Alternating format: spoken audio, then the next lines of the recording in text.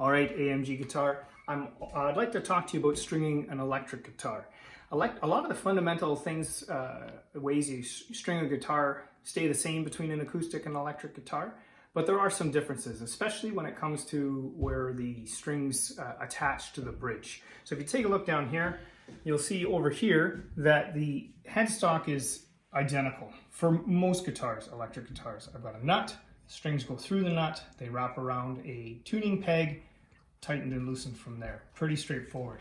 But over on this side, what you've got is, instead of the strings being held down with those pins, this is called a hardtail bridge. And a hardtail bridge, I've got this part right here that's holding the end of the string. And you'll recall the string had a little, it's the same kind of thing, a little metal ring on it.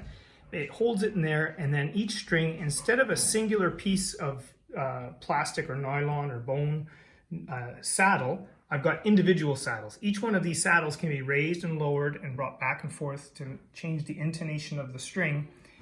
So this saddle here, it's adjustable on all 6 strings. So that's a hardtail. But then we also have something called, right here, a tremolo bridge. Now this one isn't truly tremolo because I can't put a tremolo bar in there. But what happens is the string is held in place back here, and you can see those little circular rings back there, held back here, and then comes up and through. And I still have individual saddles. Some electric guitars have double saddles, so each 2 strings have 1 saddle each. You can see one of these saddles has been replaced along the way. This is an old late 70s, early 80s rip-off Japanese lawsuit guitar. So who knows what's happened along the way from this one. But so I'm going to take off all these strings here. I'm going to clean up this neck. I'm going to get all the strings ready, and I'm going to do the same sort of thing I did on the acoustic guitar. Okay, so I took the strings off. Generally on an electric guitar, because they have to go through this part here to be pulled out, I cut them. I should have shown you that, but I didn't. But putting them in is pretty straightforward. We've got,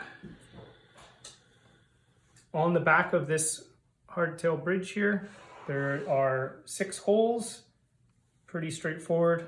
Pull it through, and that's that. I take it all the way to the top and string it like I would have on the acoustic guitar, making sure in this case there's 3 and 3 for the tuning pegs. I want to make sure that they wrap from inside to out.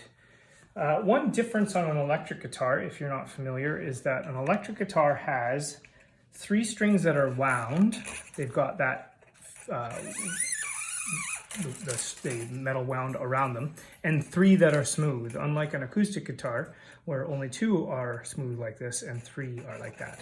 So I'm going to put all these strings in very quickly and get it all finished up. All right, so strings went through the back of the bridge, over the independent saddles, all the way through the nut to the tuning pegs, wrapped from the inside out. And I've strung, tightened, and I've also cleaned this fretboard. I just picked this guitar up not too long ago, and so it is ready to go. The one thing I wanted to show before I finished was this: the headstock on a lot of guitars, Fender guitars especially, have all of the tuning pegs on one side. So instead of 3 and 3, they call it 6 or 6 in line. And you'll see that all of these strings are strung from the non-peg side, tuning the knob itself, and then they wrap around, and that way they don't cross over each other or get stuck. And these 4 strings here, D, G, B, E, are all underneath these little string holders there. Okay, so hopefully now you can string your acoustic and your electric guitars yourself. All right, take care.